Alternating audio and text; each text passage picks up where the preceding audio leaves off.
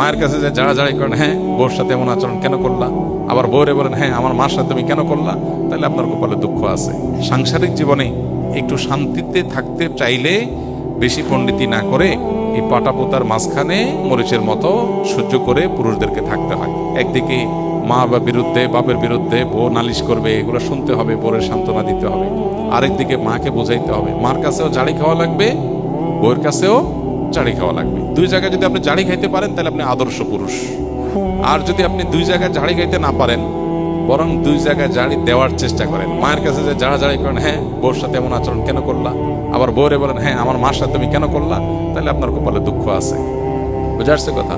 দাম্পত্য জীবনে সব জায়গায় পণ্ডিতি করে চলে না। সারা জীবনে রাজত্ব করলেও ঘরে আইসা বিড়ালের মতো যথাসম্ভব মেও মেও করে চলার চেষ্টা করবেন। তাহলে ইনশাআল্লাহ সংসার জীবনে দেখবেন শান্তি আর শান্তি, শান্তির কোনো শেষ নেই।